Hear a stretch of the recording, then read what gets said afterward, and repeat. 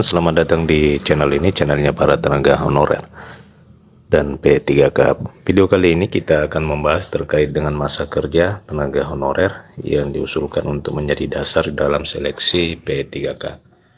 Wakil Ketua Komisi 2 DPR RI, Juni Marirsang, mengusulkan kepada pemerintah sekiranya masa kerja atau masa pengabdian itu sebagai tenaga honorer dapat dijadikan sebagai dasar di dalam pengangkatan tenaga honorer di dalam seleksi pegawai pemerintah dengan perjanjian kerja dibanding menjadikan nilai ambang batas sebagai patokan utama.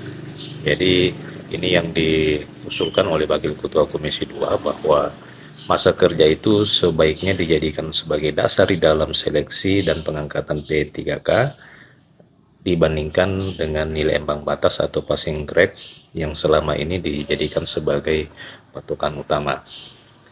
Ia menyebutkan bahwa Presiden saja sudah mengkritisi terkait dengan passing grade, jadi seharusnya tidak perlu terjadi lagi masalah passing grade itu dijadikan alasan. Sebaiknya pemerintah lebih bijak dan humanis dengan menjadikan masa kerja atau masa pengabdian sebagai tenaga honorer untuk dijadikan dasar di dalam pengangkatan tenaga honorer menjadi P3K. Anak bangsa sebagai tenaga honorer hampir semua menjerit karena aturan passing grade ini.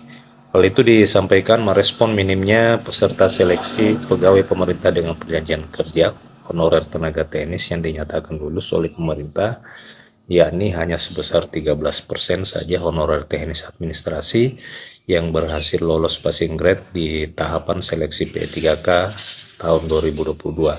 Untuk itu, Junimar meminta Menteri Pendayagunaan Aparatur Negara Abdullah Azwar Anas segera mengeluarkan kebijakan yang dapat mengakomodir honorer teknis untuk diangkat menjadi P3K sekalipun dinyatakan tidak lulus pada seleksi tersebut. Ia menyebutkan ini harus mendapat perhatian khusus dari pemerintah, khususnya Menpan. Beliau harus segera mengambil dan menerbitkan kebijakan yang mengakomodir dan meluluskan tenaga teknis tersebut menjadi P3K. Sebab menurutnya jumlah honorer di bidang tenaga teknis itu sangat banyak, bahkan terdapat di seluruh lembaga dan kementerian hingga tingkat satuan kerja pemerintah daerah seperti dinas, pendidikan, dan sebagainya.